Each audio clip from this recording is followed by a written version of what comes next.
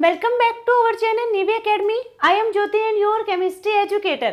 60 day challenge में आज हम बात करेंगे मास स्पेक्ट्रोमेट्री के बारे में। ऑर्गेनिक स्पेक्ट्रोस्कोपी में यूवी स्पेक्ट्रोस्कोपी हमारा कंप्लीट हो चुका है। आज हम सेकंड जो हमारा चैप्टर होगा मास स्पेक्ट्रोमेट्री उसके बारे में बात करेंगे। आज की क्लास में हमारा मास स्पेक्ट्रोस्कोपी कंप्लीट हो जाएगा। स्टार्ट करते हैं अपने आज की class. Mass spectrometry,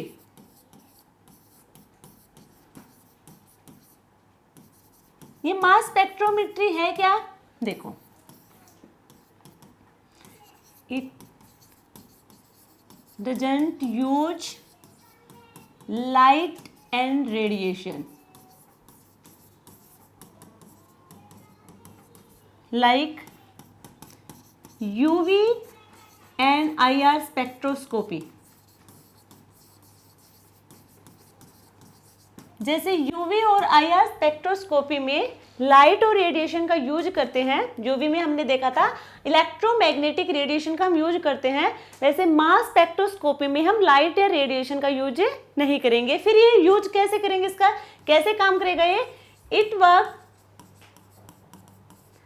converting molecule into ions, molecule into ions. यहाँ पे जो मॉलिक्यूल होंगे वो कन्वर्ट हो जाएंगे आयंस में एंड देन सेपरेट हो जाएंगे, separating them according to their mass to charge ratio, mass to charge ratio. ये मास टू चार्ज रेशियो जिसे हम रिप्रेजेंट करेंगे m बाई जेड से। जेड हमारा यहाँ पे होगा चार्ज, m रिप्रेजेंट करेगा मास को, ठीक है। m by Z mass to charge ratio directly proportional होगा आर स्क्वायर के और इनवर्सली प्रोपोर्शनल होगा डिफ्लेक्शन के।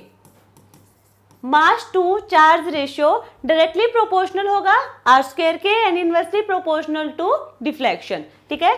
जैसे ही ये mass to charge ratio increase होगा, डिफ्लेक्शन हमारा डिक्रीज होगा। क्लियर यहां तक सबको? नेक्स्ट देखो, सबसे फर्स्ट स्टेप हमारे पास है सैंपल इंजेक्शन,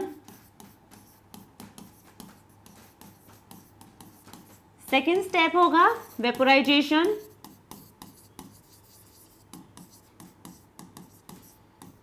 थर्ड स्टेप होगा ionization, fourth fragmentation,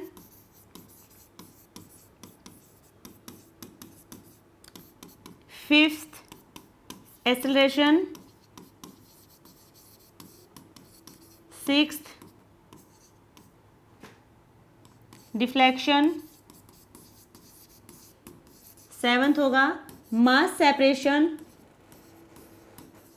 and eighth होगा डिटेक्शन।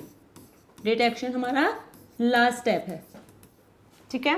मास स्पेक्ट्रोमेट्री कैसे वर्क करेगा, ये स्टेप बाय स्टेप हमारा मास स्पेक्ट्रोमेट्री वर्क करेगा। किसी भी स्पेक्ट्रोस्कोपी का काम क्या है? स्ट्रक्चर को डिटरमाइन करने के लिए यूज करते हैं हम स्पेक्ट्रोस्कोपी का, ठीक है। अब एक एक ये हमारे स्टेप है, इनको हम सबसे पहले बात करेंगे सैंपल रिजेक्शन। तो सबसे पहले इसका डायग्राम ड्रॉ करेंगे हम।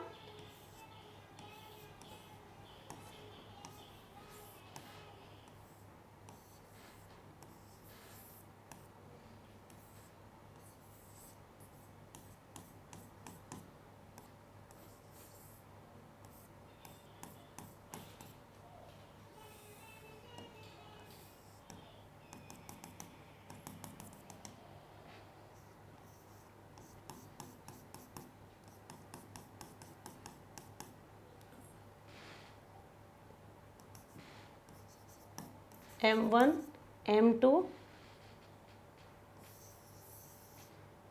ये हमारी है R1 और यहाँ तक M2 तक होगी R2। तो सबसे पहला जो हमारा फर्स्ट स्टेप है वो है सैंपल इंजेक्शन, यानी कि the sample is introduce into instrument. ये हमारे पास एक इंस्ट्रूमेंट है, इसमें सबसे पहले हम सैंपल डालेंगे। ये सैंपल है,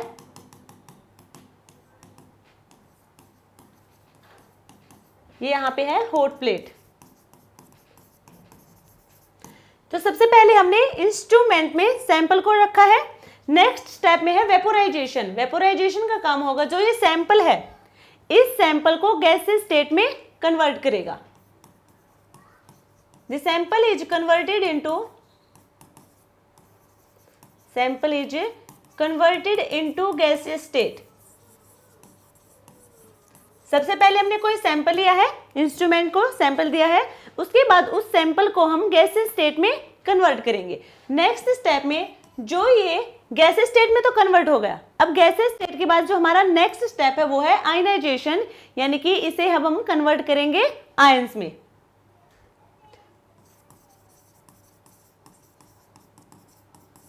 चेंजेस इनटू आयंस, ठीक है। जो गैसियस स्टेट में हमारा सैंपल है उसको चेंज करेंगे आयंस में, और आयंस में जो चेंज होगा वो हमें देंगे, कौन से आयंस देंगे? It gives molecular ions. जो आयंस हमें मिलेंगे वो होंगे मोलिक्यूलर आयन। मोलिक्यूलर आयन हमें मिल गए, जैसे कैसे है देखो एक बार। ये हमारे पास एक मोलिक्यूल है, ठीक है, मोलिक्यूल है। मोलिक्यूल का हमने क्या करवाया है, जो सैंपल है वो मोलिक्यूल ही है, उसको हमने इंस्ट्रूमेंट में दिया, उसके बाद उसे हम कन्वर्ट करवाएंगे गैसेस स्टेट में, ठीक है। तो मोलिक्यूल को हम कन्वर्ट करवाएंगे गैसेस स्टेट में, देन हम इसे आयंस में कन्वर्ट करेंगे। आयंस में चेंज करने के बाद जो हमें आयंस मिलेंगे वो होंगे मोलिक्यूलर आयन। तो यहाँ से जो मोलिक्यूलर आयंस हमें मिलेंगे, m रेडिकल प्लस 2 इलेक्ट्रॉन, यानी कि ये जो हमें आयंस मिले हैं मोलिक्यूलर आयंस, ये है हमारा मोलिक्यूलर आयन, ये वाला, ये है मोलिक्यूलर आयन। ये मिला है इलेक्ट्रॉन के रिमूवल से। तो यहां से क्या हुआ है,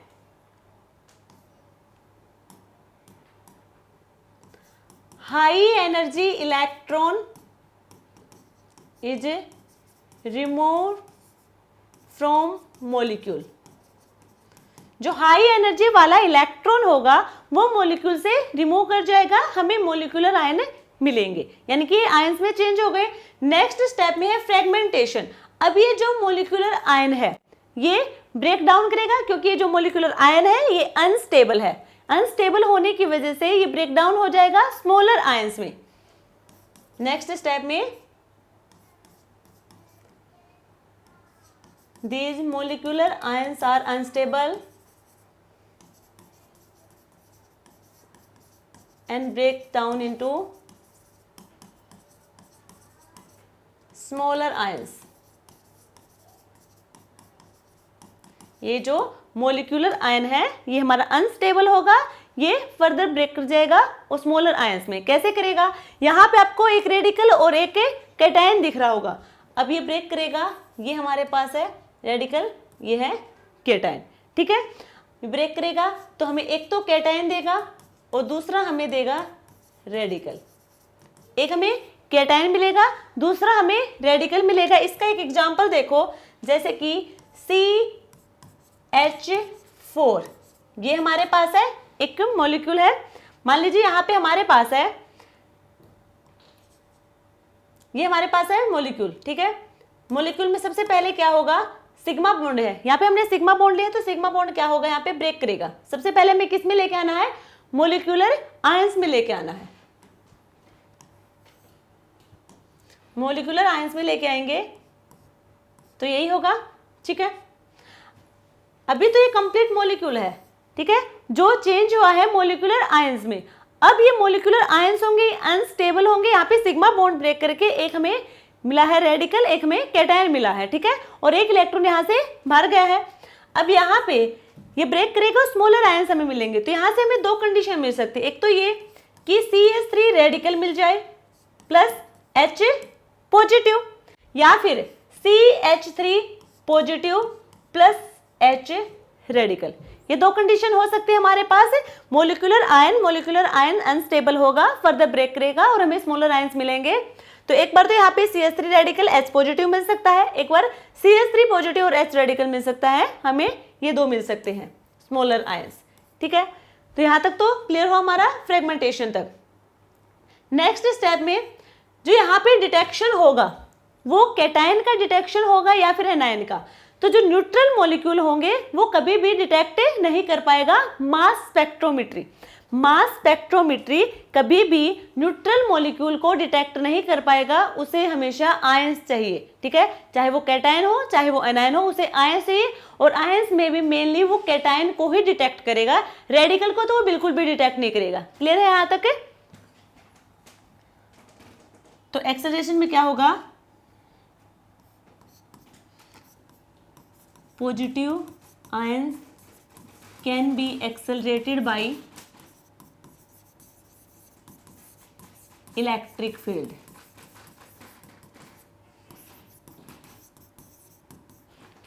ठीक है, जो यहाँ पे जो कैटायन होंगे वो एक्सेलरेट होंगे इलेक्ट्रिक फील्ड की वजह से, और जो ये कैटायन होंगे इन्हें ही हम डिटेक्ट करेंगे, रेडिकल को यहाँ पे डिटेक्ट नहीं करेंगे। क्लियर यहाँ तक? ये देखो, ये जो कैटायन होंगे इन्हें ही डिटेक्ट करेंगे, ये होगा हमारा एक्सेलरेशन पोटेंशियल।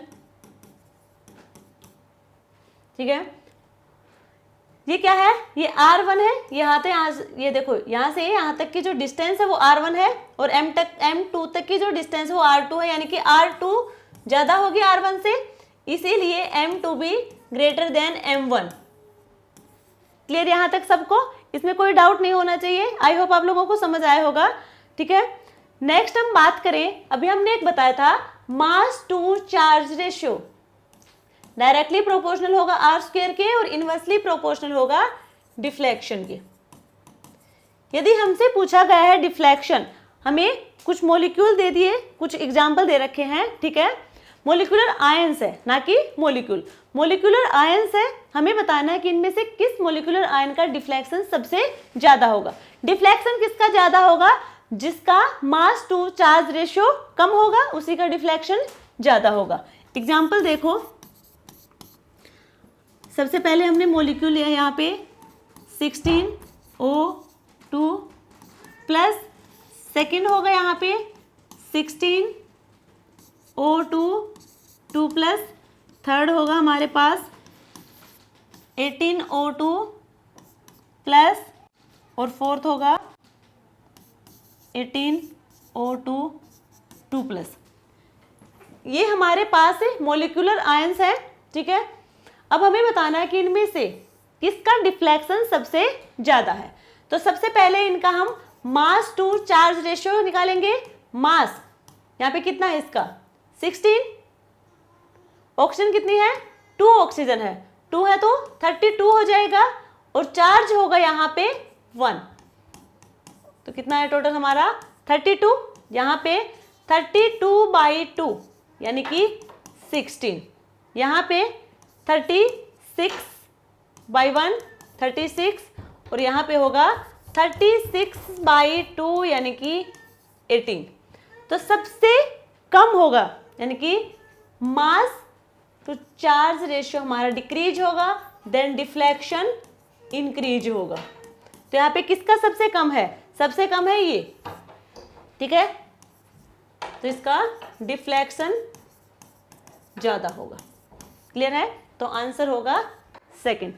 क्लियर है यहां तक सबको? तो ये हमने बेसिक बातें करी है मास स्पेक्ट्रोमेट्री के बारे में। नेक्स्ट हम बात करने वाले हैं यहाँ पे पीक के बारे में। ठीक है, देखो एक हम डायग्राम बनाएंगे, relative abundance versus molecular mass, relative abundance versus molecular mass. अब यहाँ पे देखो, मान लीजिए हमने वैल्यू ली है मोलिकुलर मास के साइड, मान लीजिए यहाँ पे हमारे पास 10, 20, 30, 40, 50, 60, 70, 80। इधर हमने लिया है रिलेटिव अबंडेंस के साइड 0, 10, 20, 30, 40। ठीक है, रिलेटिव अबंडेंस भी लिख सकते हैं या फिर इंटेंसिटी।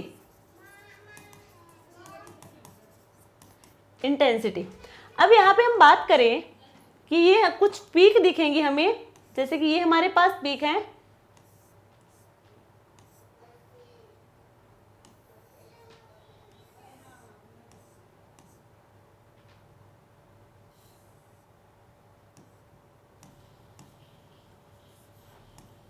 ये कुछ पीक हैं, ठीक है।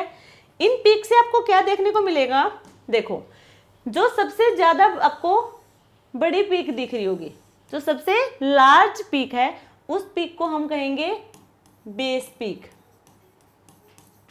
जो सबसे बड़ी पीक आपको यहाँ पे देखने को मिलेगी वो होगी हमारी बेस पीक, यानी कि जिसकी इंटेंसिटी 100% हो। बेस पीक यानी कि इंटेंसिटी 100%, रिलेटिव अबंडेंस से 100% होगा, वो होगी हमारी बेस पीक। एक हम देखेंगे, ये इधर हमारा क्या है, लेफ्ट टू राइट जाएंगे, मोलिकुलर मास होगा, मोलिकुलर मास इधर इंक्रीज करेगा। तो ये लास्ट वाली पीक देखो, इसका मास कितना दिख रहा है, 80। सबसे ज्यादा मास इसी का है जो लास्ट पीक है। तो इस पीक को हम कहेंगे मोलिकुलर पीक, यानी कि जहां पे मैक्सिमम मोलिकुलर मास होगा। मैक्सिमम मोलिकुलर मास यानी कि वो होगी हमारी मोलिकुलर पीक, और जिसकी इंटेंसिटी सबसे ज्यादा होगी, 100% इंटेंसिटी, या फिर हम कहें सबसे ज्यादा इंटेंसिटी जिस पीक की होगी वो होगी हमारी बेस पीक। तो ये हमारी बेस पीक है, ये हमारी मोलिकुलर पीक है। अब हम बात करें जो आपको साइड में ये छोटी छोटी पीक और दिख रही होंगी, ये कौन सी पीक होंगी, ये होंगी आइसोट्रोपिक, आइसोट्रोपिक पीक होंगी। कोई भी मॉलिक्यूल है, ठीक है, कोई भी एलिमेंट है, मान लीजिए जैसे कि कार्बन है, कार्बन के आइसोटोप होंगे, ठीक है, ये कार्बन है, कार्बन 12, कार्बन 13। तो ये जो आइसोटोप है, इस आइसोटोप की ये होंगी पीक, ठीक है। तो ऐसे और भी एलिमेंट होंगे जो आइसोटोप दिखाएंगे, उनकी ये पीक होंगी जिन्हें हम कहेंगे आइसोट्रोपिक पीक। क्लियर यहां तक सबको?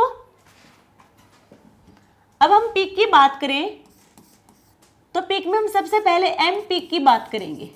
एम पीक, एम पीक क्या है, देखो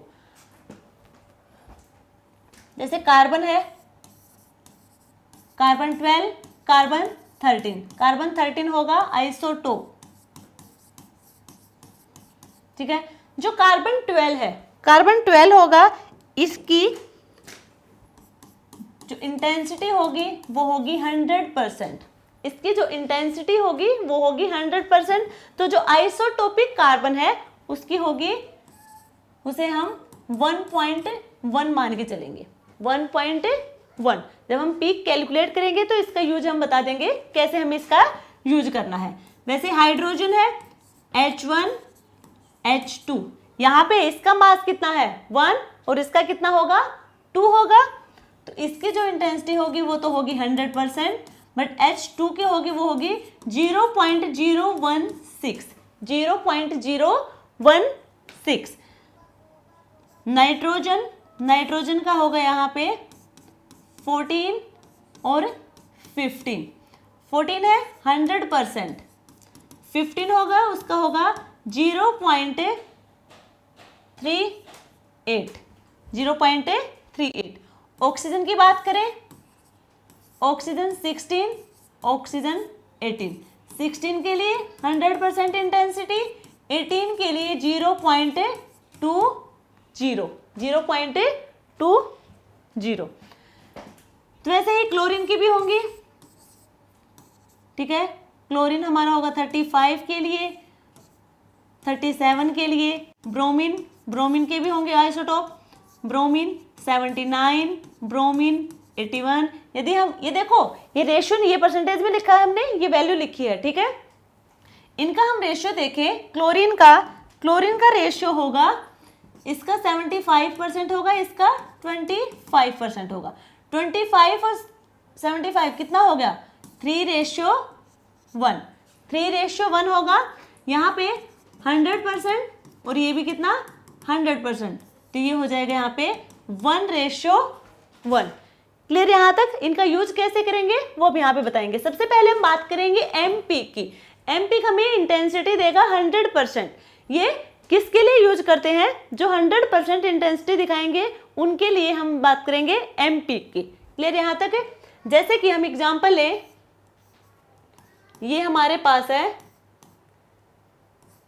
C6H6 बेंजीन, C6H6, और हमें इसकी एम पीक कैलकुलेट करनी है, एम वैल्यू कैलकुलेट करनी है। एम वैल्यू यहाँ पे कितने कार्बन है 6, ठीक है।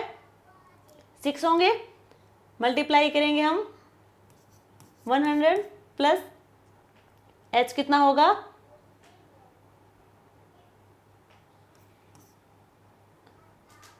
सॉरी मास से मल्टीप्लाई करेंगे इसकी, तो हम रेशियो तो हम बाद में कैलकुलेट करेंगे। 6 इंटू कितना 12 प्लस 6 इंटू 1, तो ये होगा 72 प्लस 6 78, कितना है इसका 78। अब हमें पता है ये तो आई हमारी एम पीक, ये आई हमारी एम पीक। अब हम नेक्स्ट बात करेंगे M plus 1 peak, M plus 1 peak. ये एम प्लस 1 पीक क्या है वो देखो, एम पीक तो हमने देख ली, ठीक है। अब एम प्लस 1 हम किसके लिए कैलकुलेट करते हैं, M1 प्लस हम आइसोटोपिक कार्बन के लिए, मेनली तो हम आइसोटोपिक कार्बन के लिए करते हैं। और क्यों करते हैं वो भी देखो, यहाँ पे M प्लस 1 क्यों लिखा, कार्बन है, कार्बन 12, कार्बन 13, कार्बन 12 100% इंटेंसिटी देगा हमें, कार्बन 13, यहाँ पे कार्बन 12 की जगह हमने कार्बन 13 का यूज किया है, यानी कि यहाँ पे मास इंक्रीज हो जाएगा कितना, 1 यूनिट से मास इंक्रीज हो जाएगा, क्योंकि 12 की जगह हमने क्या लिया है, यहाँ पे 13 लिया है। इसकी वजह से मास यहाँ पे इंक्रीज हुआ है 1 यूनिट इंक्रीज हुआ है, इसीलिए यहाँ पे +1 किया हमने। क्लियर यहाँ तक सबको। इसीलिए जो आइसोटोप होंगे, कार्बन के जो आइसोटोप होगा वो M प्लस 1 पीक शो करेगा, और कार्बन 12 होगा उसकी M पीक शो करेगा। क्लियर यहाँ तक सबको। तो अब यहाँ पे M प्लस 1 हम कैलकुलेट करेंगे, तो यहाँ पे देखो 6 इंटू 13 प्लस 6 इंटू हाइड्रोजन के लिए हम लिखेंगे यहाँ पे 0.016, तो इसको हम सोल्व कर लेंगे, ये आ जाएगी हमारी M प्लस 1 पीक। क्लियर यहाँ तक सबको। अब हम बात करें M प्लस 2 पीक, ये M प्लस 2 पीक क्या है वो देखो, M प्लस 2 पीक हम मेनली यूज करेंगे क्लोरीन ब्रोमीन के लिए। जैसे क्लोरीन है, ब्रोमीन है, क्लोरीन का 35, क्लोरीन 37, ब्रोमीन 79, ब्रोमीन 81। यहाँ पे इनमें डिफरेंस कितना है, यहाँ पे 35 मास है, यहाँ पे 37 मास है। यदि हम 35 की जगह 37 का यूज करेंगे तो मास की 2 यूनिट इंक्रीज करेंगे, यहाँ पे भी मास की 2 यूनिट इंक्रीज होंगी, मास की 2 यूनिट इंक्रीज होंगी क्लोरीन और ब्रोमीन में। और एलिमेंट्स भी ऐसे हैं जहां पे मास की 2 यूनिट इंक्रीज करेंगी, जहां पे 2 यूनिट इंक्रीज करेंगे वहां पे M प्लस 2 पीक कैलकुलेट करेंगे हम। यहां तक समझ आया। अब हम एक एग्जाम्पल लेते हैं, जैसे कि ये एक एग्जाम्पल है हमारे पास, ठीक है, क्लोरीन और क्लोरीन। यदि मान लीजिए 2 क्लोरीन हमारे पास है, 2 क्लोरीन लगे हुए हैं इस मॉलिक्यूल पे, 2 क्लोरीन होने की वजह से अब हमें इनकी पीक कैलकुलेट करनी है, हमें क्लोरीन की पीक कैलकुलेट कर रहे हैं। तो क्लोरीन की पीक कैलकुलेट करेंगे तो क्या करेंगे, यहाँ पे हमारे पास कंडीशन हो सकती है M प्लस 2। देखो क्लोरीन क्या होगा, क्लोरीन 35 होगा, क्लोरीन 37 होगा। तो एक तो हमारे पास ये कंडीशन हो सकती है कि दोनों ही क्लोरीन यहाँ पे 35 के हों, दोनों ही क्लोरीन 35 के हों। एक कंडीशन ये हो सकती है कि दोनों ही क्लोरीन यहाँ पे 37 के हों, दोनों ही क्लोरीन यहाँ पे 37 के हों। M प्लस 2 में क्या होगा, M प्लस 2 में होगा यहाँ पे देखो M पीक बताइए हमने यहाँ पे लिया है इसका एक्चुअल जो मास है, ठीक है, आइसोटोपिक मास हमने लिया है यहाँ पे 35 लिया है, दोनों ही 35 है तो हमने यहाँ पे लिखा है M। अब हम बात करेंगे M प्लस 2 यानी कि मास के 2 यूनिट इंक्रीज होंगे। तो हमारे पास कंडीशन हो सकती है कि एक तो हमारे पास हो क्लोरीन 35 और दूसरा हमारे पास हो क्लोरीन 37, या फिर क्लोरीन 37 और क्लोरीन 35। इन दोनों केस में देखो सिर्फ 2 यूनिट इंक्रीज हुई है मास की, 2 से ज्यादा नहीं हुई है, तो यहाँ पे होगा m+2 पीक। अब हम बात करें यहाँ पे 37 और 37, एक्चुअल में कितना होता है 35, किसमें कितना ऐड हुआ 2, इधर भी कितना ऐड हुआ है 35 में 2, तो 2 और 2 कितने 4, यानी कि 4 यूनिट इंक्रीज हुई है यहाँ पे, मास की 4 यूनिट इंक्रीज हुई है, तो ये होगा m+4, ये m+4 को रिप्रेजेंट करेगा। अब हमें करना क्या है, इनका रेशियो कैलकुलेट करना है, रेशियो हमें कैलकुलेट, ये तो हमने बता दिया m ये होगा, m+2 इस टाइप से हो सकता है, m+4 क्लोरीन का ये हो सकता है, ठीक है। अब हम बात करें इनका, हमने रेशियो बताया था 3:1, 3:1, ये 75% है, ये है 25%, इसलिए इनका रेशियो कैलकुलेट करेंगे तो 3:1 होगा, 35 का 3 और 37 का 1, यहाँ पे दोनों ही 35 यानी कि 3 और 3, तो जिसे हम सोल्व करेंगे 3 × 3 यानी कि ये होगा 9, इसका हम सोल्व करेंगे क्या होगा, ये होगा 3 और ये कितना होगा 1, तो 3 × 1 कितना 3, या फिर हम करें 1 × 3 तो भी क्या होगा 3। नेक्स्ट हम बात करें 37 और 37 कितना होगा 1 और 1, 1 × 1 यानी कि 1, तो इनका रेशियो होगा m+2 m+4, इन पिक्स का रेशियो होगा 9:3:1, ये रेशियो आया है हमारे पास तब जब किसी भी मॉलिक्यूल पर 2 क्लोरीन लगे हुए हों, 2 क्लोरीन लगे हुए हैं किसी भी मॉलिक्यूल के ऊपर, यदि हमें उनकी पीक रेशियो कैलकुलेट करनी है तो पीक रेशियो आएगी m+2 m+4 और इनका रेशियो आएगा 9:3:1, ठीक है, ये आएगा। ये m+2 कैसे है m+4 कैसे है ये हमने आपको बता दिया। अब नेक्स्ट जो हमारा एग्जाम्पल है वो ये है, अभी तो हमने दोनों क्लोरीन ले लिया, अच्छा एक बार दोनों ब्रोमीन और लेके देख ले। मान लीजिए हमारे पास है दोनों ब्रोमीन है, दोनों ही एटम हमारे पास है ब्रोमीन है, तो ब्रोमीन का एक तो होगा 79 और सेकंड इसका जो आइसोटोप होगा वो होगा 81, ठीक है।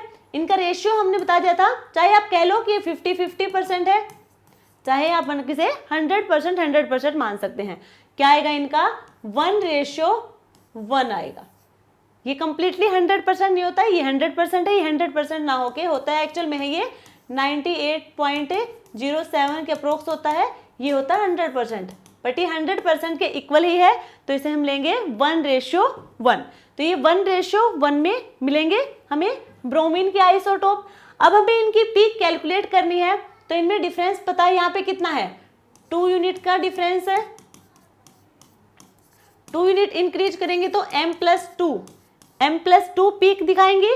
तो सबसे पहले तो जो 100% होंगी वो m, नेक्स्ट होगी m+2 और उससे नेक्स्ट हम बाद में बात करेंगे, पहले हम 100% वाले की बात करेंगे। 100% कौन देगा, जो एक्चुअल वो है 79 वाला, ब्रोमीन 79, ब्रोमीन 79।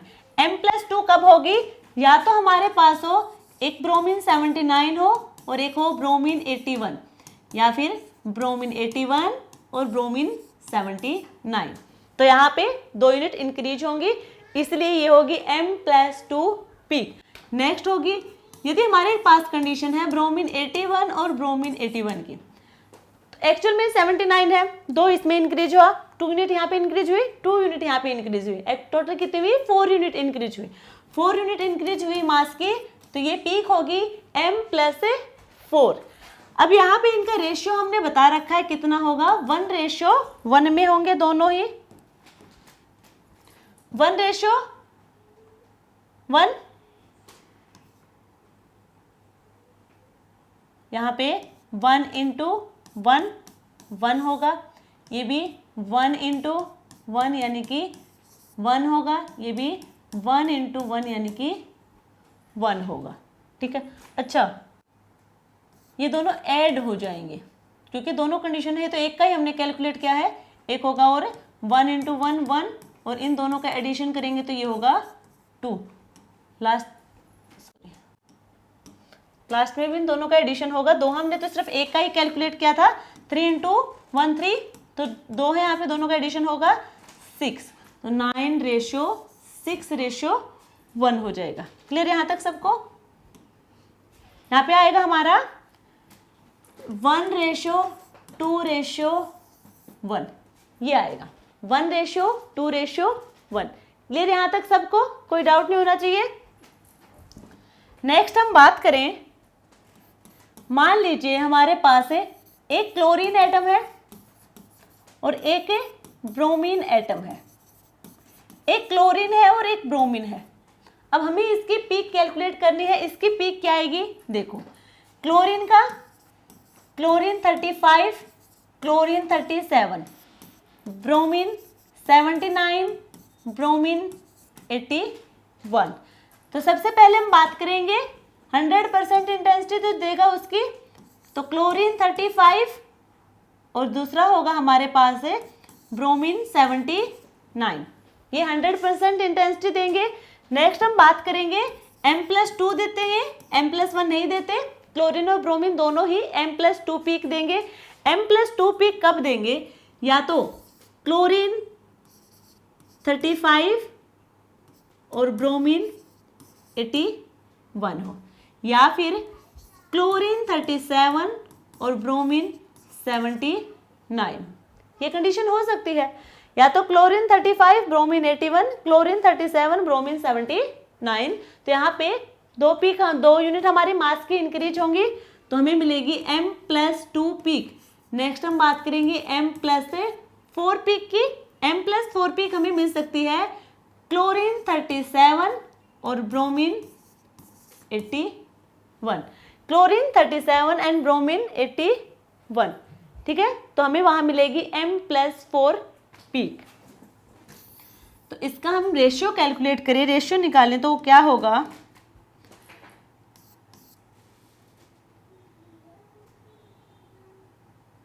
यहाँ पे हमारे पास होगा इसका 3 और इसका होता है 1, तो 3 इंटू 1 यानी कि 3 इंटू 1 यानी कि 3।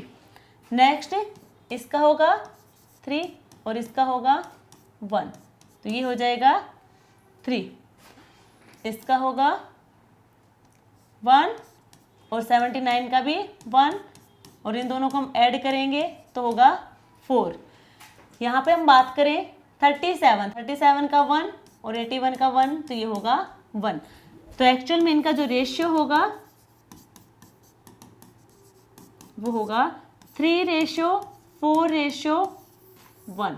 3:4:1 आएगा जब हमारे पास किसी भी मोलिकुलर आयंस में एक तो क्लोरीन एटम है और सेकंड हमारे पास है ब्रोमीन, तो ये होगा हमारा पीक का रेशियो।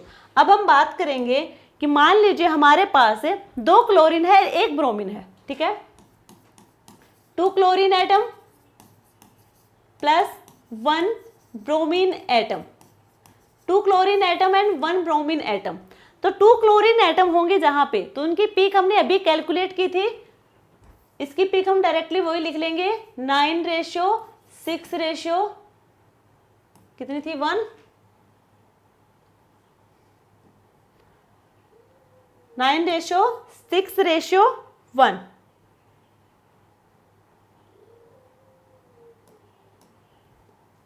यही होगा। अब इसको हम मल्टीप्लाई करेंगे, मल्टीप्लाई बाई ब्रोमीन, ठीक है। ये तो हमने अभी कैलकुलेट किया है। जो यदि 2 क्लोरीन है हमारे पास मोलिकुलर आयन में, तो उनकी जो पीक का रेशियो आएगा M+2 M+4 वो होगा 9:6:1। अब हमें ब्रोमीन भी लेनी है एक साथ में, तो हम ब्रोमीन का भी यहाँ पे मल्टीप्लीकेशन कर देंगे।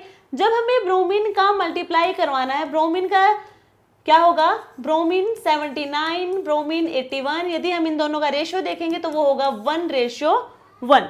तो यहाँ पे जब इसके हम मल्टीप्लाई करवाएंगे ब्रोमीन की, तो वो मल्टीप्लाई करवाएंगे हम 1 + x से।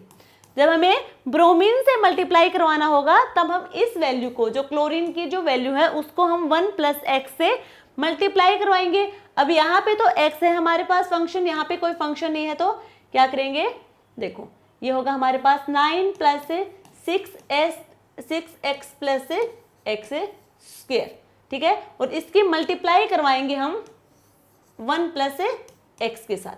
इनकी मल्टीप्लाई करवानी है 9 plus 6x plus x square 1 plus x के साथ, तो 9 की पहले हम इन दोनों के साथ 9 प्लस 9x प्लस अब 6x की करवाएंगे 6x plus 6x square plus x square plus x cube, यही होगा।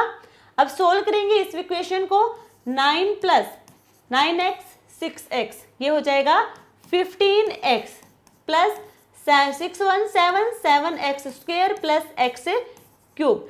अब जो ये हमारे जो एक कोफिशिएंट होंगे आगे हमारे, ठीक है, x फंक्शन से पहले वो होगा हमारा रेशियो, तो ये 9 रेशियो 15 रेशियो 7 रेशियो 1, ये आएगा रेशियो।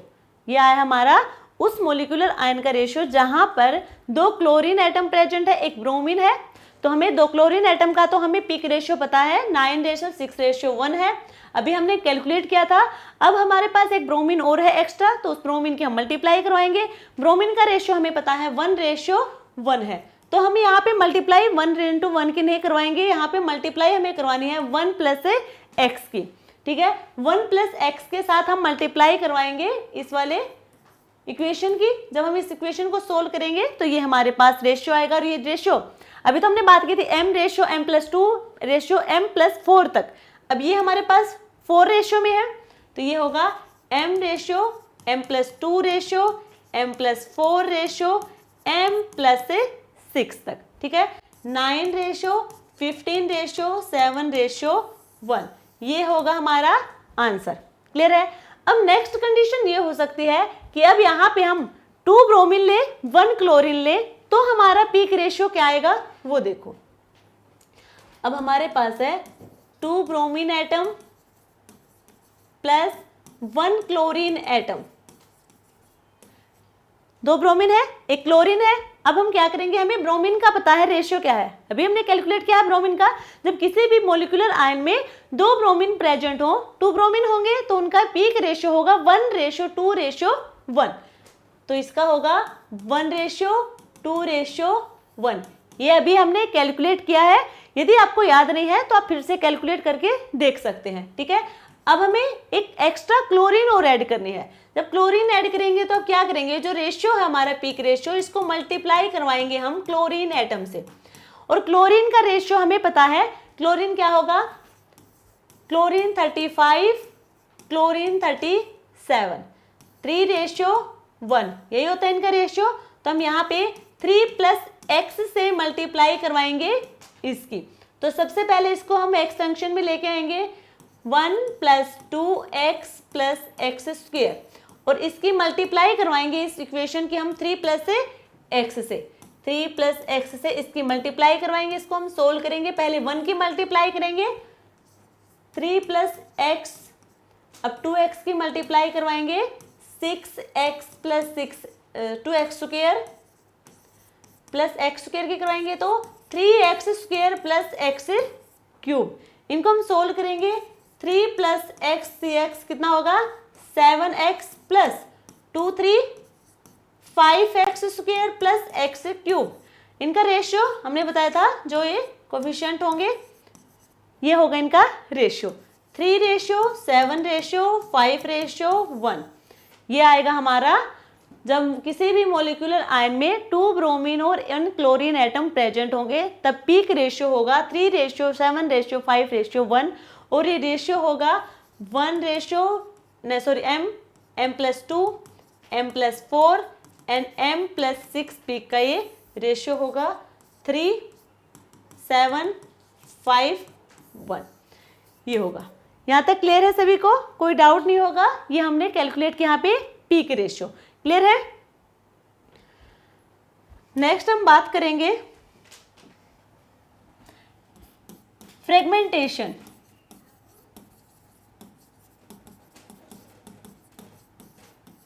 फ्रेगमेंटेशन में हमारे क्या क्या था, मोलिकुलर आयन है, ये जो मोलिकुलर आयन है इसे ये क्या होगा अनस्टेबल होगा। अनस्टेबल होने की वजह से इसे हम ब्रेक कर देंगे, इस मोलिकुलर आयन को, ये मोलिकुलर आयन है और इस मोलिकुलर आयन को हम ब्रेक करेंगे, हमें मिलेगा कैटायन प्लस रेडिकल, ये मिलेगा। और जो ये कैटायन होगा यही एक्सेलरेट करेगा आगे इलेक्ट्रिक फील्ड के द्वारा, इसे ही हम एक्सेलरेट करेंगे। यानी कि यहाँ पे जिस मॉलिक्यूल को हम डिटेक्ट करेंगे वो इस कैटायन की हेल्प से ही डिटेक्ट कर पाएंगे, अदरवाइज हम उसे न्यूट्रल मॉलिक्यूल हुआ तो भी हम उसे डिटेक्ट नहीं कर पाएंगे और इस रेडिकल पार्ट से भी हम उसे डिटेक्ट नहीं कर पाएंगे। सिर्फ और सिर्फ कैटायनिक पार्ट होगा, उसी से हम मॉलिक्यूल को डिटेक्ट कर पाएंगे। क्लियर यहाँ तक सबको? ठीक है। फ्रेगमेंटेशन में हमें किसी भी मॉलिक्यूल का फ्रेगमेंट करवाना है, यानी कि ब्रेक डाउन करवाना है। तो यहाँ पे हमारे पास क्या कंडीशन हो सकती है? कोई भी मॉलिक्यूल है, ठीक है, कोई भी हमारे पास एक मॉलिक्यूल है, उसे हमें ब्रेक डाउन करवाना है। मॉलिक्यूलर आयन होगा तो सबसे पहले तो हमें मॉलिक्यूलर आयंस बनाने हैं। देखो मॉलिक्यूल है, मॉलिक्यूल से हमें मॉलिक्यूलर आयंस बनाने हैं। तो वो हम कब बनाएंगे? अब देखो हमारे पास 3 कंडीशन हो सकती हैं। एक तो हमारे पास सिग्मा बॉन्ड होगा, सेकेंड होगा पाई बॉन्ड एंड थर्ड हमारे पास हो सकते हैं लोन पेयर। ठीक है, sigma bond, pi bond and lone pair. अब सिग्मा बॉन्ड होगा वो भी इलेक्ट्रॉन से मिलकर बना होगा, जैसे ये है कार्बन और कार्बन। यदि हम कार्बन और कार्बन जो सिग्मा बॉन्ड है इसका हम इस मॉलिक्यूल का हमें फ्रेगमेंटेशन करना है, ठीक है, और इस मॉलिक्यूल में सिर्फ और सिर्फ सिग्मा बॉन्ड है, ठीक है, उसके अलावा पाई और लोन पेयर यहाँ पे प्रेजेंट नहीं है, तो हमें सिग्मा बॉन्ड का ही फ्रेगमेंटेशन करवाना होगा। अब सिग्मा बॉन्ड का फ्रेगमेंटेशन करवाएंगे तो हमें मिलेगा यहाँ से कार्बन और पॉजिटिव, ठीक है। ये तो मॉलिक्यूलर आयन बनेगा। इसको हम आगे, ये मॉलिक्यूलर आयन होने के बाद हम इसे आगे फर्दर ब्रेक करवाएंगे क्योंकि अनस्टेबल होगा। बट यहाँ पे जो मॉलिक्यूलर आयंस बनेंगे वो सिग्मा बॉन्ड के ही बनेंगे, क्योंकि सिग्मा बॉन्ड के अलावा यहाँ पे और कोई बॉन्ड प्रेजेंट नहीं है और कोई इलेक्ट्रॉन यहाँ पे प्रेजेंट नहीं है, इसीलिए सिग्मा बॉन्ड का ही हमने मॉलिक्यूलर आयन बना दिया यहाँ पे। ठीक है, ये सिग्मा बॉन्ड दिया था हमने। अब हम बात करें, हमारे पास है पाई बॉन्ड। अब पाई बॉन्ड है, इसका हमें मॉलिक्यूलर आयंस बनाना है। ये मॉलिक्यूलर है, ये मॉलिक्यूल है जिसके पास पाई बॉन्ड प्रेजेंट है। अब हमें इसका मॉलिक्यूलर आयन बनाना है, तो इसका मॉलिक्यूलर आयन बनाएंगे हम इस टाइप से। इसको हम आगे फर्दर ब्रेक डाउन करेंगे क्योंकि अनस्टेबल होंगे, ये भी अनस्टेबल है, आगे फर्दर इसका ब्रेक डाउन करेंगे। बट यदि हमारे पास पाई बॉन्ड प्रेजेंट है तो उनका हम इस टाइप से मॉलिक्यूलर आयन बनाएंगे। ठीक है, अब हमारे पास मान लीजिए लोन पेयर प्रेजेंट है, ठीक है, लोन पेयर प्रेजेंट है। अब हमें इसका कैसे मॉलिक्यूलर आयन बनाएंगे? इसका मॉलिक्यूलर आयन बनाएंगे इस टाइप से, इसका मॉलिक्यूलर आयन बनाएंगे इस टाइप से।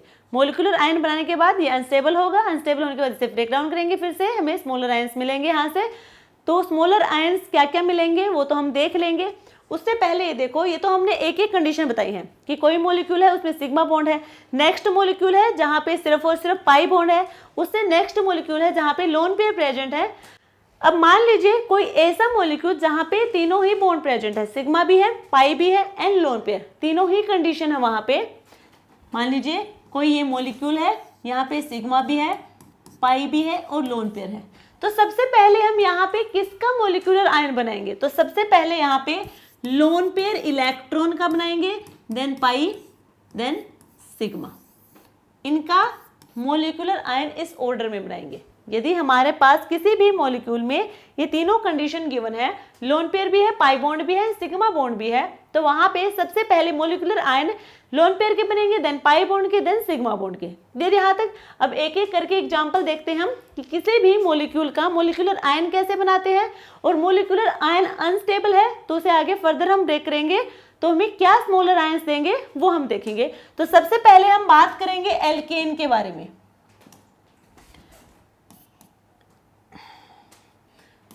एल्केन,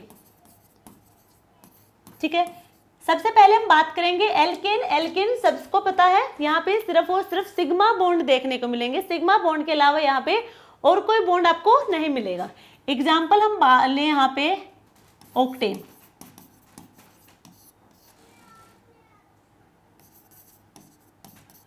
यहाँ पे एग्जाम्पल हमने ऑक्टेन का ले लिया है।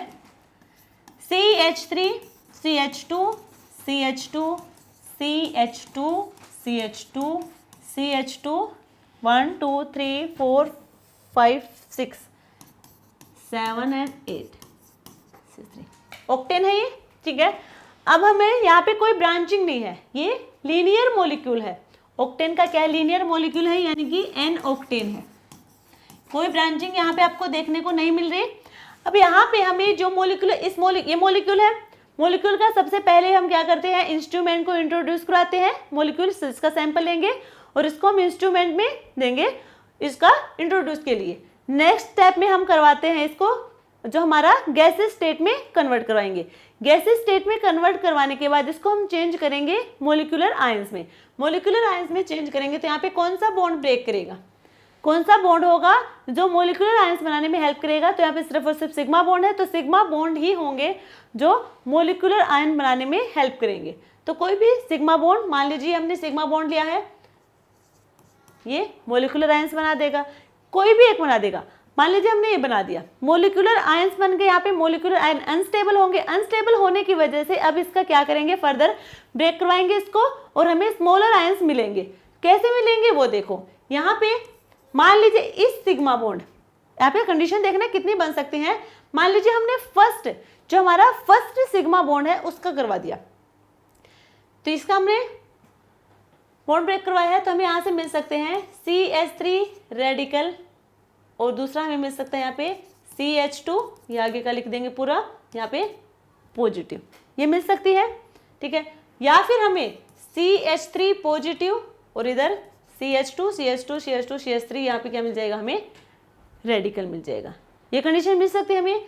नेक्स्ट ये हो सकता है कि ये वाला बॉन्ड ब्रेक कर जाए, ठीक है, सिग्मा और रेडिकल, तो यहाँ पे हमें मिल सकते हैं यहाँ से CH3 CH2 रेडिकल और इधर होगा CH2 CH2 CH2 CH2 CH2 CH3 positive, ये मिल सकती है।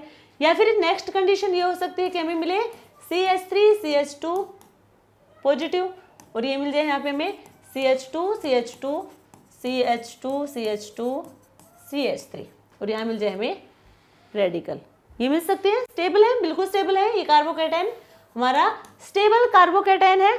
देखो यहाँ पे CH3, देखो जो हमें कैटायन चाहिए वो स्टेबल भी होना चाहिए, क्योंकि अनस्टेबल तो ये है ही, जो मोलिकुलर आयन है ये अनस्टेबल तो है ही। हमें ये क्या करवाना है, इसे स्टेबिलिटी के लिए तो हम इसे फर्दर ब्रेक करवा रहे हैं, तो हमें स्टेबल चाहिए CH3 CH2 पॉजिटिव, यही है।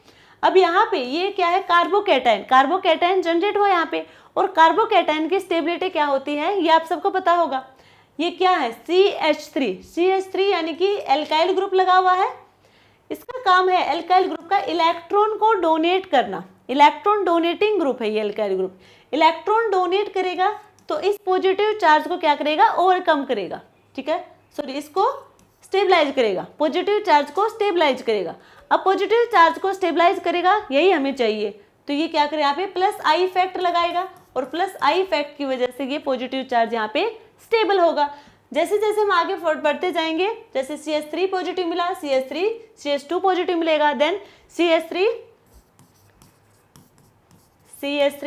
CH2 positive, CH3 CH2 positive मिलेगा। जब इस वाले बॉन्ड का हम क्लीवेज करवाएंगे, फ्रेगमेंटेशन करवाएंगे, देन हमें मिलेगा CH3 CH2 पॉजिटिव। तो ऐसे हमें मिलते जाएंगे, तो हम देख लेंगे कि सबसे ज़्यादा स्टेबल कौन सा कार्बोकैटायन होगा, और हमें वही स्टेबल वाले कार्बोकैटायन यहाँ पे चाहिए। क्लियर यहाँ तक सबको, एल्केन वाला। नेक्स्ट हम मॉलिक्यूल की बात करेंगे एल्कीन की। एल्कीन, अब एल्कीन की हम बात करें, देखो CH2 double bond CH2 CH3। मान लीजिए ये हमारे पास एक मॉलिक्यूल है, एल्कीन का है। एल्कीन का मतलब क्या है, कार्बन और कार्बन के बीच में एक डबल बॉन्ड प्रेजेंट हो, वो एल्कीन का मॉलिक्यूल हो जाएगा। ये हमारे पास मॉलिक्यूल है, इस मॉलिक्यूल में पाई बॉन्ड है। अब पाई बॉन्ड है तो इसका क्या होगा, मॉलिक्यूलर आयन हमें बनाना है, तो हमें मिलेगा CH2 रेडिकल पॉजिटिव, एक हमें रेडिकल मिलता है, कैटायन मिलता है CH2 CH3। अब हमें मोलिकुलर आयन हमें मिल गया, ये है मोलिकुलर आयन। मोलिकुलर आयन हमारा अनस्टेबल होगा, इसे हम फर्दर ब्रेक करेंगे, फ्रेगमेंटेशन करवाएंगे मोलिकुलर आयंस का, फ्रेगमेंटेशन करवाएंगे तो हमें स्मॉलर आयंस मिलेंगे, और क्या मिलेंगे वो देखो।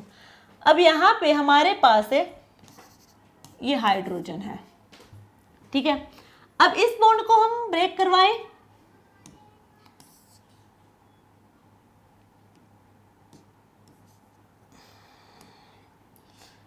इस वाले बॉन्ड को हम ब्रेक करवाएं या फिर इस वाले बॉन्ड को हम ब्रेक करवाएं, ठीक है। इसका हम बॉन्ड का ब्रेक करवाएंगे तो एक रेडिकल इसके पास, एक रेडिकल इसके पास, यही होगा, क्योंकि एक बॉन्ड होगा वो 2 इलेक्ट्रॉन से मिलकर बना है। 2 इलेक्ट्रॉन से मिलकर बना होने की वजह से एक इलेक्ट्रॉन हाइड्रोजन का है, एक कार्बन का इलेक्ट्रॉन है। तो यहाँ पे देखो, मान लीजिए पहले हम कंडीशन लेके चल रहे हैं कि हमने इस वाले हाइड्रोजन का फ्रेगमेंटेशन करवाया है, तो यहाँ पे हमें मिला H radical plus CH2 CH2 CH2 CH3, और यहाँ पे है, यहाँ पे है रेडिकल पॉजिटिव, और यहाँ पे एक आया रेडिकल। रेडिकल मिलके यहाँ बनाएंगे double bond, CH2 double bond C, CH2 CH2 CH3, और यहाँ पे आया पॉजिटिव चार्ज। बन तो ये भी गया हमारा,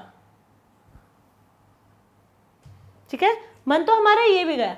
अब जिसे ध्यान से देखो, क्या ये वाला कार्बोकैटायन यहाँ पे स्टेबल है? डबल बॉन्डेड कार्बन पर पॉजिटिव चार्ज स्टेबल होता है? नहीं, हमें पता है डबल बॉन्डेड कार्बन पर पॉजिटिव चार्ज हाईली अनस्टेबल होगा। बनने को तो बन गया ये वाला भी, क्योंकि हमें क्या चाहिए, एक रेडिकल बनेगा, एक यहाँ पे कैटायन की फॉर्मेशन में होगा, बट यहाँ पे ये हाईली अनस्टेबल होगा, तो इसकी फॉर्मेशन तो होगी नहीं। तो फिर किसकी फॉर्मेशन होगी, नेक्स्ट हमें वो बात करनी है। यहाँ पे तो हमने इसे हाइड्रोजन और कार्बन के बॉन्ड को ब्रेक करवाया, अब हम बात करेंगे कार्बन और कार्बन के बॉन्ड को हम ब्रेक करवा दें। यदि हम इसे कार्बन और कार्बन के बॉन्ड को ब्रेक करवा देंगे, देन क्या होगा, यहाँ पे कार्बन के पास है रेडिकल और एक कार्बन इसके पास रेडिकल, दोनों के पास क्या होंगे, यहाँ पे रेडिकल होंगे, क्योंकि दोनों ही एक एक इलेक्ट्रॉन की शेयरिंग से मिलकर बॉन्ड बनाए। दोनों कार्बन ने एक एक इलेक्ट्रॉन की शेयरिंग से यहाँ पे बॉन्ड की फॉर्मेशन दी है। तो यहाँ पे इस कार्बन पर जो रेडिकल होगा, ये रेडिकल मिलके यहाँ पे क्या देंगे, हमें डबल बॉन्ड की फॉर्मेशन देंगे, डबल बॉन्ड की फॉर्मेशन देंगे, और यहाँ पे आएगा पॉजिटिव चार्ज, CH2 पे पॉजिटिव चार्ज आएगा, ठीक है। देखो कैसे होगा, CH2 double bond CH2 positive CH2 और CH3, ठीक है। यहाँ पे अच्छा, इस वाले बॉन्ड को भी तो हमें ब्रेक करवाना है, एक मिनट, सॉरी,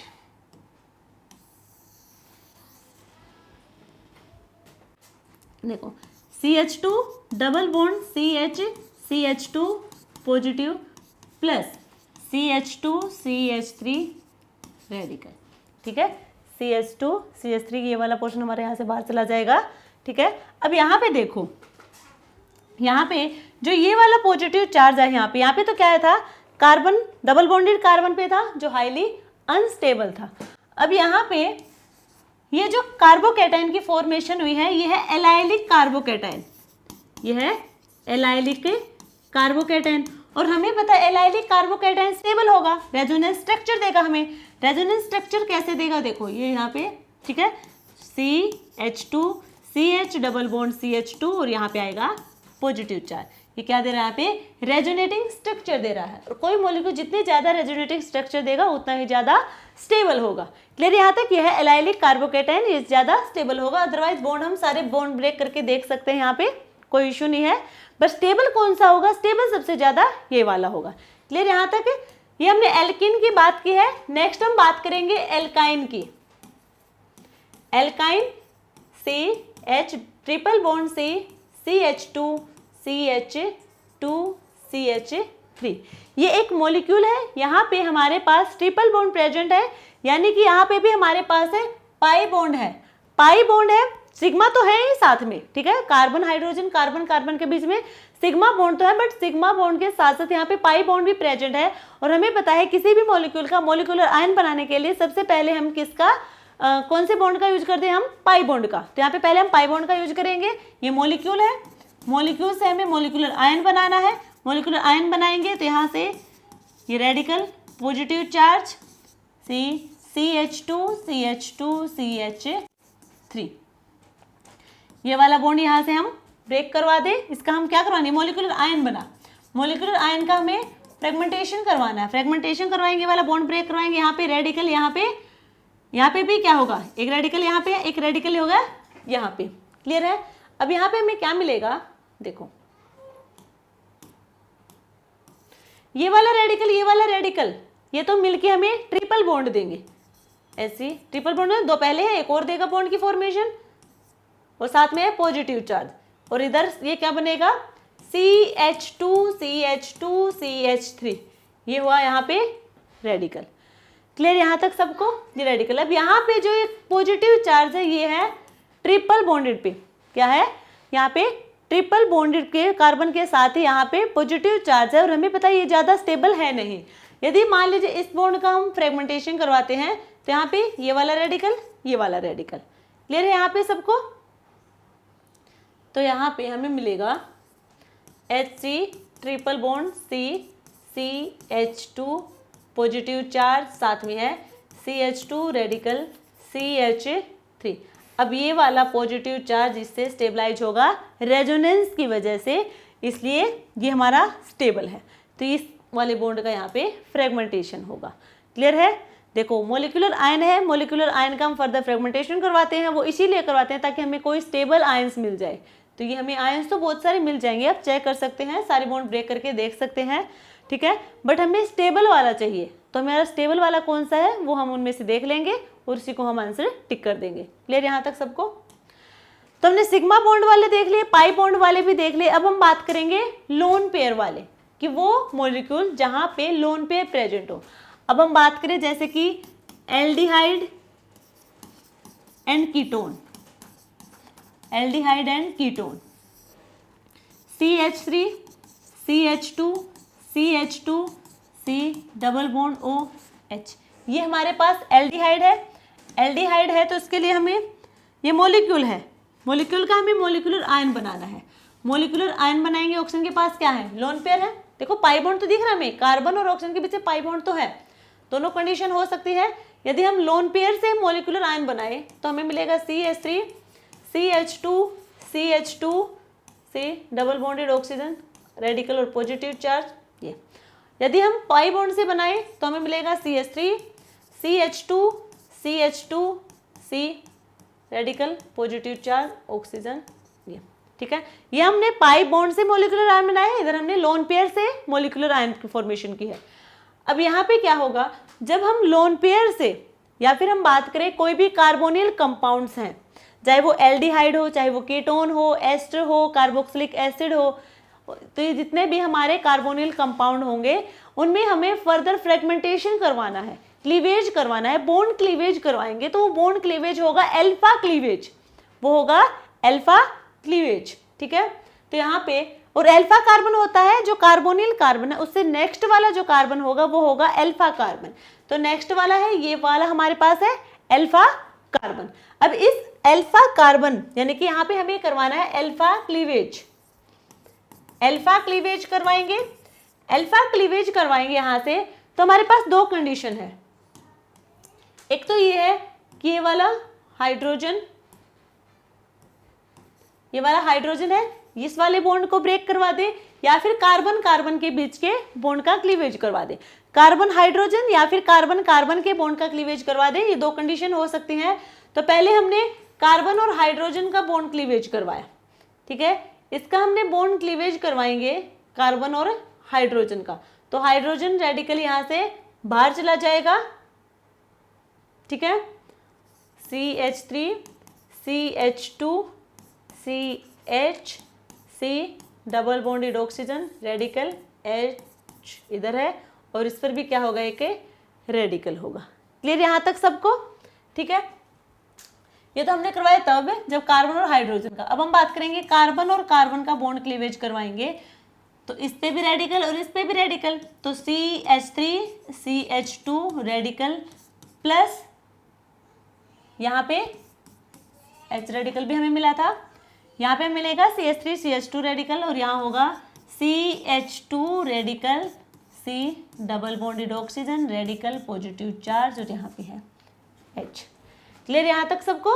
तो ये हमने करवाया है अल्फा क्लीवेज। सिमिलर हमारा कीटोन में होगा, कार्बोक्सिलिक एसिड में भी ऐसे ही होगा और हमारा एस्टर में भी ऐसे ही होगा। यदि हम कार्बोक्सिलिक एसिड की बात करें तो CH3 CH2 C double bonded oxygen OH, ठीक है। यहाँ पे ऑक्सीजन के पास क्या है, लोन पेयर है, ऑक्सीजन के पास क्या है, लोन पेयर है। तो हमें ये मॉलिक्यूल है, मॉलिक्यूलर आयन बनाएंगे पहले, CH3 CH2 C double bonded oxygen oxygen positive OH, ठीक है। अब यहाँ पे ये हमारा कार्बोनिल कार्बन, इससे नेक्स्ट हमारा होगा अल्फा कार्बन। अल्फा कार्बन या तो हम कार्बन और हाइड्रोजन के बॉन्ड का क्लीवेज करवाएं या कार्बन कार्बन का करवाएं, कार्बन या हाइड्रोजन या फिर कार्बन और कार्बन का बॉन्ड क्लीवेज करवाएं। कार्बन कार्बन का बॉन्ड क्लीवेज करवाएंगे, हमें यहाँ करवाना है अल्फा क्लीवेज, अल्फा क्लीवेज। तो हमें मिलेगा यहाँ से CH3 radical plus CH2 radical C double bonded oxygen radical positive charge और यहाँ होगा OH। इधर जब हम कार्बन और हाइड्रोजन का करवाएंगे तो हाइड्रोजन का क्या आएगा, रेडिकल आएगा और इधर CH3 CH radical C double bonded oxygen radical और कैटायन है यहाँ पे OH, ये हमें यहाँ पे मिलेंगे। अब इसमें एक नई कंडीशन हो रहा है, अभी तक तो हम जो कार्बोनिल कंपाउंड है उनमें हमने अल्फा क्लीवेज करवाया है, ठीक है, बट यहाँ पे एक और फ्रेगमेंटेशन हम देखने को मिलेगा, मैक्ले-फर्टी फ्रेगमेंटेशन। मैक्ले-फर्टी फ्रेगमेंटेशन में क्या होगा, वहाँ पे हमारा जो गामा हाइड्रोजन होगा उसका फ्रेगमेंटेशन करो, जो गामा कार्बन के साथ हाइड्रोजन लगा होगा उस वाले हाइड्रोजन या फिर कहें उस वाले बॉन्ड का, कार्बन और हाइड्रोजन के बॉन्ड का हम बॉन्ड क्लीवेज करवाएंगे। यहाँ पे हम अल्फा क्लीवेज बोल रहे थे या फिर हम बोले गामा क्लीवेज। गामा क्लीवेज में भी कार्बन कार्बन का बॉन्ड क्लीवेज नहीं करवाएंगे, कार्बन और हाइड्रोजन का बॉन्ड क्लीवेज करवाएंगे और वहां पे हमें 6 मेंबर ट्रांजिशन स्टेट देखने को मिलेगी, 6 मेंबर साइक्लिक ट्रांजिशन स्टेट वहां पे मिलेगी और वो होगा हमारा मैक्ले-फर्टी फ्रेगमेंटेशन। जैसे ये है CH3 CH2 CH2 CH2 C double bonded oxygen H, ये है एल्डिहाइड, ठीक है। ध्यान से देखना, यहाँ से आपको सब समझ में आ जाएगा इस एक एग्जांपल से ही। ये एल्डिहाइड का लिया, कार्बोनिल कंपाउंड्स है। यहाँ पे देखो, यदि हम सबसे पहले इसका मॉलिक्यूलर आयंस बनाए, ये मॉलिक्यूल है, इसका हम मॉलिक्यूलर आयन बनाएंगे CH3 CH2 CH2 CH2 C oxygen पे रेडिकल पॉजिटिव चार्ज और यहाँ पे होगा H। तो सबसे पहले हमने बनाया इसका मॉलिक्यूलर आयंस। मॉलिक्यूलर आयंस बनाने के पास हमारे पास 2 कंडीशन होंगे, एक तो हम करवा सकते हैं यहाँ पे अल्फा क्लीवेज जो अभी हमने करवाया था, दूसरा होगा यहाँ पे गामा हाइड्रोजन का बॉन्ड क्लीवेज, ठीक है। गामा हाइड्रोजन वाला बॉन्ड क्लीवेज होगा यहाँ पे, ठीक है। अल्फा क्लीवेज करवाएंगे तो यहाँ पे हमारे पास ये हाइड्रोजन है, एक बार तो कार्बन हाइड्रोजन का और एक बार हम कार्बन कार्बन का करवाएंगे। तो यहाँ पे भी हमारे पास 2 कंडीशन है, एक बार कार्बन और हाइड्रोजन, एक बार और कार्बन का बॉन्ड क्लीवेज करवाएंगे। जब हाइड्रोजन के साथ करवाएंगे तो हाइड्रोजन पे रेडिकल होगा यहाँ पे और इधर हमें मिलेगा CH3 CH2 CH2 CH radical C double bonded oxygen is the radical cation. ये यदि कार्बन कार्बन का करवाएंगे तो हमें मिलेगा CH3 CH2 CH2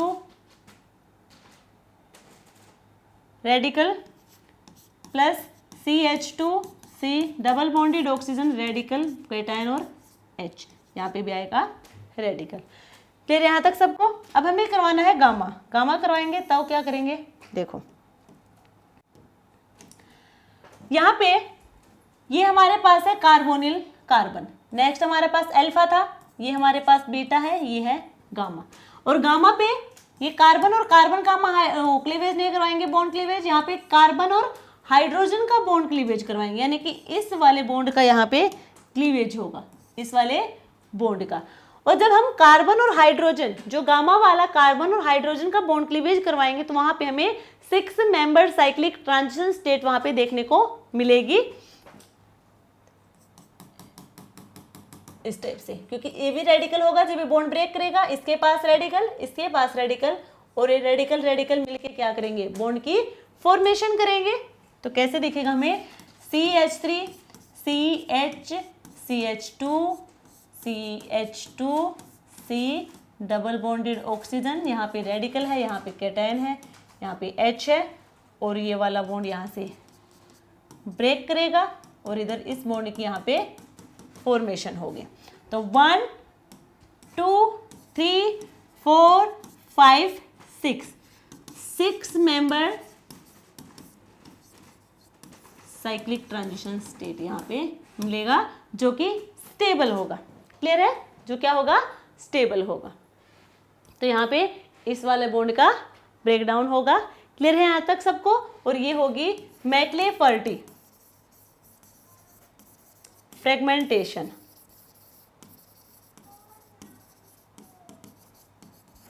ठीक है, मैक्ले-फर्टी फ्रेगमेंटेशन में यदि हमारे पास यहाँ पे होगा तो गामा हाइड्रोजन का ही बॉन्ड क्लीवेज, बट कहाँ होगा कार्बोनिल कंपाउंड में, यदि कोई मॉलिक्यूल है और वहाँ पे गामा कार्बन प्रेजेंट है और उसके साथ कोई हाइड्रोजन है तो वहाँ पे पॉसिबल है। यदि गामा कार्बन ही प्रेजेंट नहीं है तो वहाँ पे मैक्ले-फर्टी फ्रेगमेंटेशन नहीं होगा। यदि गामा कार्बन प्रेजेंट है और वहाँ पे हाइड्रोजन भी है तो गामा हाइड्रोजन बॉन्ड क्लीवेज होगा और उसे हम कहेंगे मैक्ले-फर्टी फ्रेगमेंटेशन। अदरवाइज हम कार्बोनिल कार्बन हो या फिर एल्किन हो, एल्काइन हो, कहीं पे भी हो, तो हम स्टेबल वाला देखते हैं। स्टेबल कार्बोकैटायन कौन सा होगा, स्टेबल कैटायन वाला मॉलिक्यूल हमारे पास कौन सा होगा वो हम चेक करते हैं। कार्बोनिल कार्बन्स में तो हम जो अल्फा क्लीवेज होता है वो करवाते हैं। अल्फा क्लीवेज में हम कार्बन कार्बन का करवा के देखते हैं या फिर कार्बन हाइड्रोजन का करवा के देखते हैं। जो ज़्यादा स्टेबल होगा उसको हम मान लेंगे कि ये वाला सबसे ज़्यादा स्टेबल आयन है और वही हमारा आंसर होगा। क्लियर यहाँ तक सबको। ये थी हमारी आज की क्लास जिसमें हमने बात की है मास स्पेक्ट्रोमेट्री के बारे में। मास स्पेक्ट्रोमेट्री आज हमारा कंप्लीट हो गया है, यानी कि ऑर्गेनिक स्पेक्ट्रोस्कोपी में हमारे 2 चैप्टर कंप्लीट हो गए हैं। एक हमारा यूवी स्पेक्ट्रोस्कोपी, नेक्स्ट हमारा था मास स्पेक्ट्रोमेट्री। ठीक है, नेक्स्ट क्लास में हम फिर से कोऑर्डिनेशन कंपाउंड की सेकंड क्लास लेके आएंगे। तब तक के लिए थैंक यू।